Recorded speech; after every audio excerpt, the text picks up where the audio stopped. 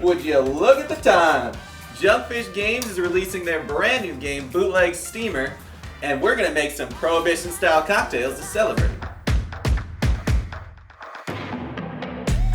Now to start this video off, we are doing the most famous Prohibition and, in my opinion, best Prohibition cocktail of them all, The Last Word, made iconically with Green Chartreuse, but we are using the wonderful Basque alternative, Izara.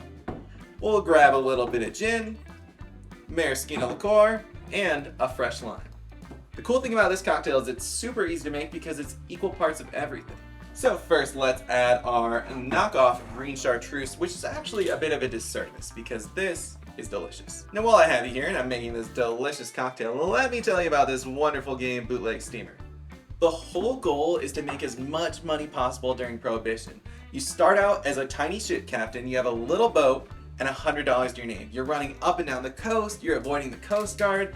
If you're running low on money and you need funds, you can always hit up the Mafia, but I promise you that they will always find a way to get their money back if you don't pay it. Because Prohibition lasts 13 years, you have to survive on the run for 13 years. It's a really incredible game and I highly recommend checking it out. Now every captain is going to have their different advantages and I am actually going to make cocktails themed on their different advantages. Now that we have all our ingredients, let's shake this up with ice.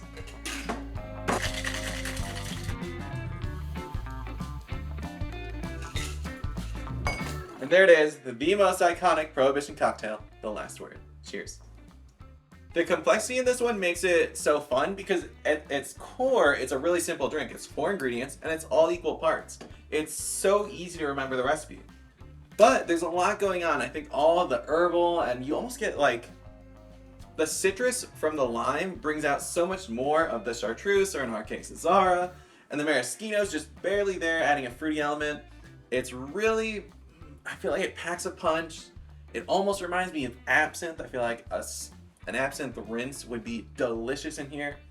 But that is what Prohibition tastes like. Probably not, this is much better than what Prohibition tastes like, but now it's time to make some custom cocktails for Bootleg Steamer. So our first drink here isn't so much of a drink as it is a punch, and we are making the Bootlegger Punch. The whole goal here, again during Prohibition, was to mask that taste of alcohol. So all we're gonna do is take a full bottle, 750 milliliters of moonshine as the base. I love that I'm switching measurements. That shows just how American I am. But we are going to add 200 milliliters of our green chartreuse, or in this case, the Izara. Add that here. And right now this is extremely potent, almost looks dangerous. It's time to add a little bit of a friendly taste here. Now we're gonna do 1,000 milliliters of pineapple juice because that moonshine is strong and so is our green chartreuse alternative. And now for our final ingredients for our deadly, deadly punch. We're gonna squeeze 2 lemons and 2 limes. This is gonna cut down the sweetness as well as that bite from the alcohol.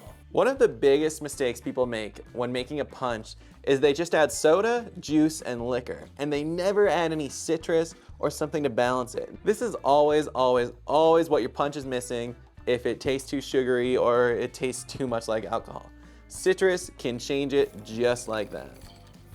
We are gonna shake this up.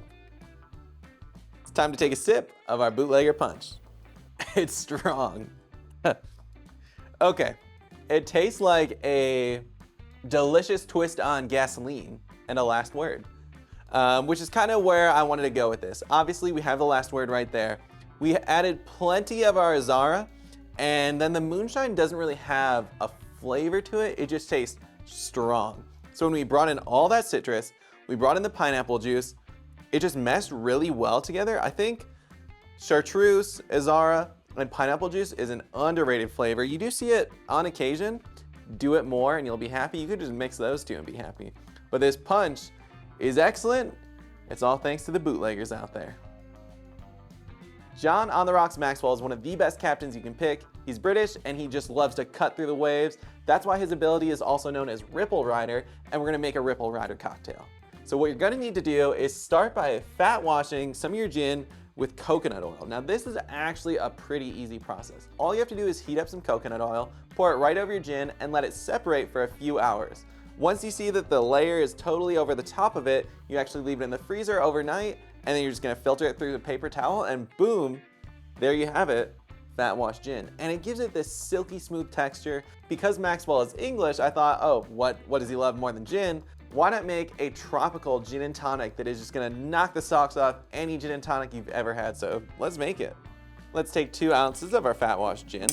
I'm gonna do a full 2 ounces of blue carousel. I think tonic just tends to be so bitter, so this is gonna cut down a lot of that. Nothing like a fresh lime. And again, keeping in theme with the idea of having bad gin, even though we washed it with coconut oil, realistically back then, they had absolutely terrible gin, and even washing it probably wouldn't have fixed it. Although I don't believe anyone knew what fat washing was back then. So we'll do our full ounce. After our citrus, we're just gonna throw in an 1.5 ounces of pineapple juice. This is kind of bridging the gap. We have that coconut fat wash gin, but we need something more tropical to kind of bring it all home. And now our last ingredient, a little bit of tonic water. I like the idea of bartenders not being very good back in Prohibition, so let's just stir this with a knife. Despite me pouring like half this drink on my cutting board, let's try the Ripple Rider. Yeah, that's the best gin and tonic I've ever had. That's crazy. I mean, it's a gin cocktail, but it's like a gin tiki cocktail, but still a tonic.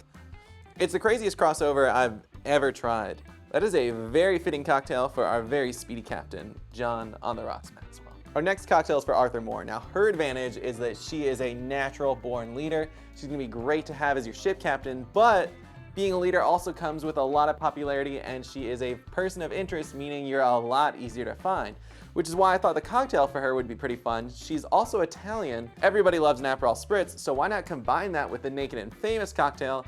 And that's how we have Arthur Moore's cocktail, the Naked and Interesting. Now, to create the Naked and Interesting, you're gonna wanna grab a bottle of Aperol, a bottle of Azara, gin, and of course, a little bit of Prosecco. If you wanna be a little bit more accurate, grab an Italian bubbly wine, but Prosecco is gonna do the best version of an Aperol Spritz. Let's begin with 1 ounce of gin, 1 ounce of Aperol, 1 ounce of our Chartreuse. We're actually gonna squeeze in a little bit of fresh citrus. Why not toss in a nice garnish while we're at it?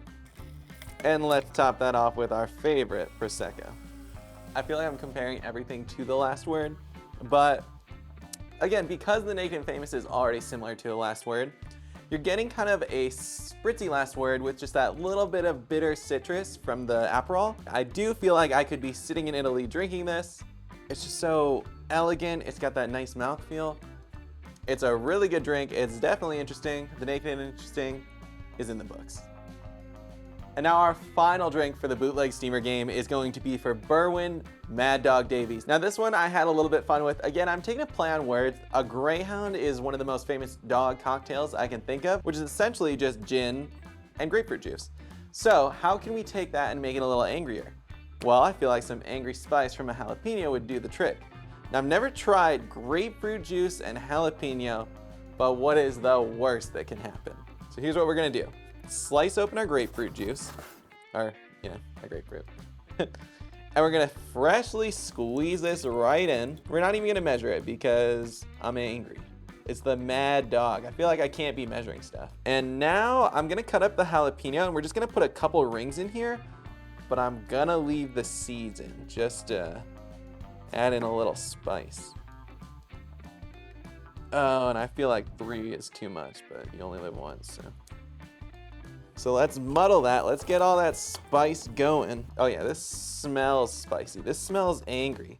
I mean, I left all the seeds in. That's probably a terrible idea. But I like jalapenos. I don't think they're that hot.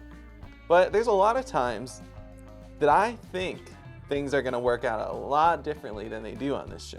All right, that is for sure dangerous. Let's add in the rest of our grapefruit juice.